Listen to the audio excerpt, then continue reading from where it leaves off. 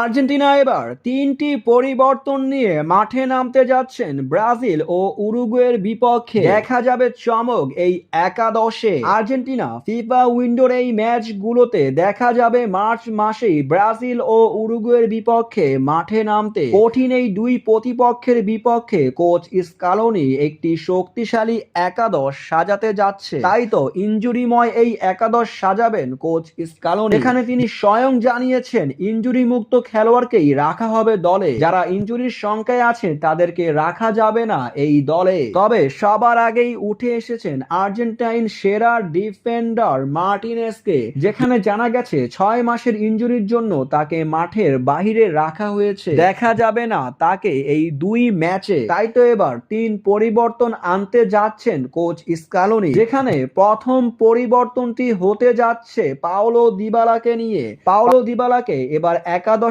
রাখতে চাইছেন কোচ। অন্যদিকে ডিফেন্ডার হিসেবে দেখা যেতে পারে মার্কো সেনসিকে। ইংলিশ প্রিমিয়ার লিগে খেলা এই সেরা ডিফেন্ডার হতে পারে আর্জেন্টিনার বিকল্প ডিফেন্ডার, যেখানে ক্রিস্টিয়ানো রোমেরো না থাকলে তাকে দেখা যেতে পারে একাদশে। অন্যদিকে নিকোলাস গঞ্জালেসকে অনেকদিন পরে দেখা যাবে আর্জেন্টিনার একাদশে, যেখানে জানা গেছে ইনজুরির কারণে দীর্ঘদিন মাঠের বাইরে ছিলেন এই আর্জেন্টাইন ফুটবলার। এবার ব্রাজিল ও উরুগুয়ের বিপক্ষের ম্যাচে তাকে দেখা যাবে মাঠে।